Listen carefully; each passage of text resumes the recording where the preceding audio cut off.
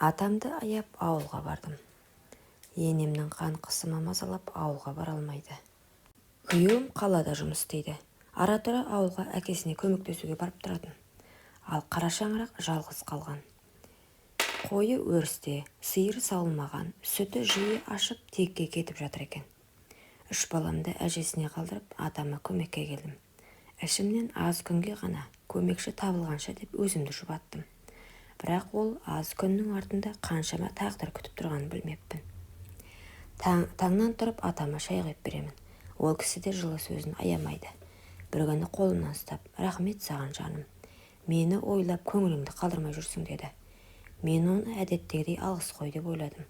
Бірақ көз қарасы біртүрлі, жылы, бірақ тереңірек, ішім дір ете қалды.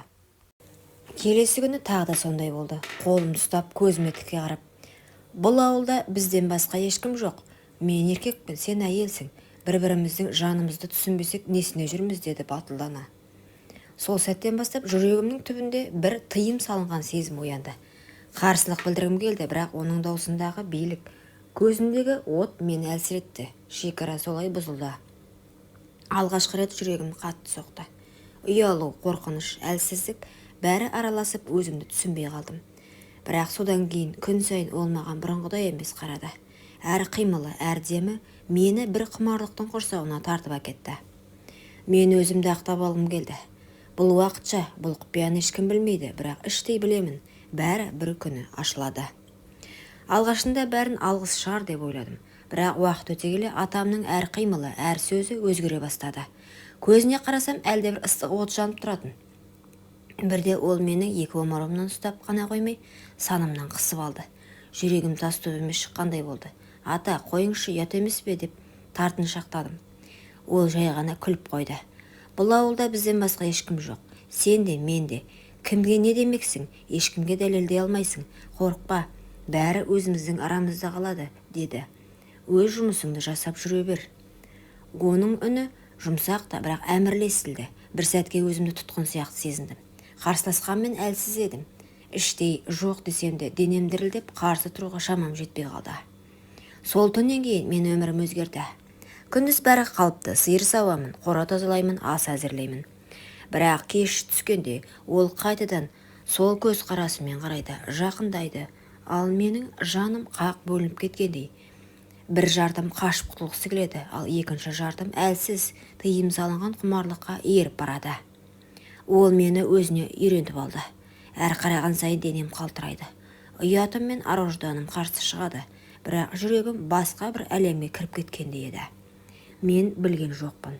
Бір күні осының бәрі әшкере болатынын. Күндер сырғып өте берді. Ішімде ұят пен құмарлық, қорқыныш пен әлсіздік бір-бірімен араласып жатты. Бір күні күтпеген жерден күйеуім ауылға келді. Менің ішім біртүрлі мазасыз еді. Өйткені дәл сол күні де атам тағы да жақындап қолымнан ұстап, иіскеп, ыстық сөздер сыбырлап жүрген.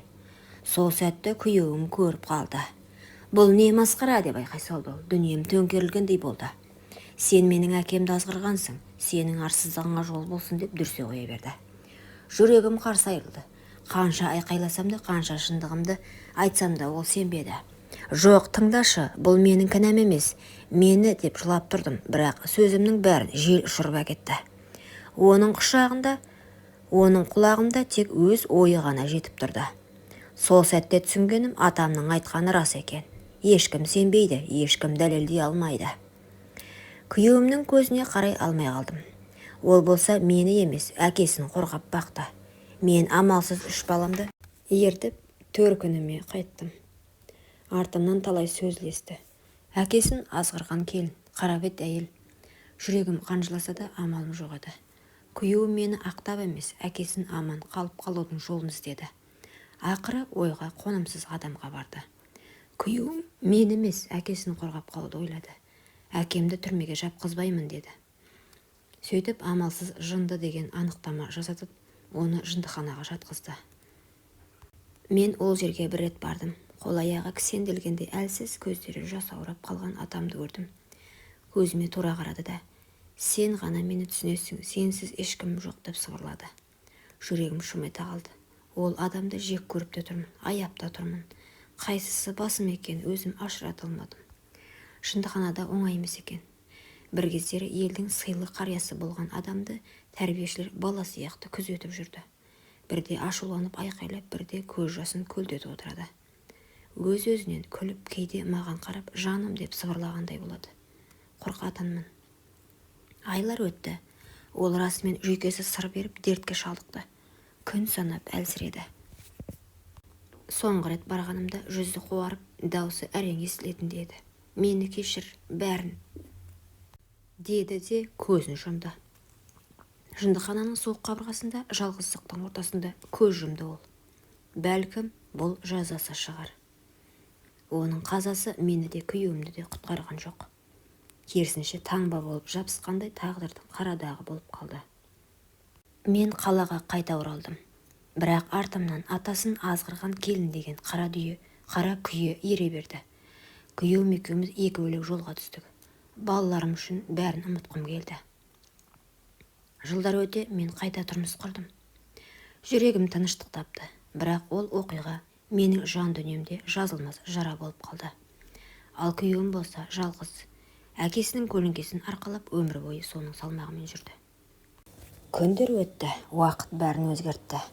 Бірақ менің жүрегімде сол қара шаңырақтағы түндердің ізі мәңгі қалды. Балаларыммен бірге қалаға оралдым. Әр күн сайын өткен өмірімді ойлап, жүрегім қақ бөлініп, ұялдым да қорқып та кеттім. Бірақ сонымен бірге өзімді сынадым. Мен адалдықпен, еңбекпен бала шаға үшін бәрін жасадым. Мен жаңа өмір бастадым. Балаларым бақытты, мен де бақыттымын. Ал сол ауылдағы, қара шаңырақтағы оқиғалар тек естелік, сабақ. Ол өткен мен үшін ешқашан ұмытылмайды. Бірақ мен өз өмірімді жалғастыруға тиіспін. Қазір мен бәрін түсінемін. Кейде адамдардың әрекеттері қате көрінсе де, олардың жүрегі таза болуы мүмкін. Мен өзімді кешірдім, өткенді қабылдадым, әр болашаққа үмітпен қараймын. Бірде мені бұрынғы ауылым ойлап алады. Қара шаңырақ бос қалды, ауыл тыныш. Бірақ мен білемін, мен өмір бойы сол қара шаңырақтағы қиындықтан, құмарлық пен қорқыныштан сабақ алдым. Енді менің өмірім тек бала шаға мен отбасы үшін ғана соғады. Құрметті оқырман, өмірден алынған сабақ болар оқиғаларды тыңдағыңыз келсе, менің арнама тіркеліп, лайк, комментарий жазып қолдап кетіңіздер. Келесі кездескенше.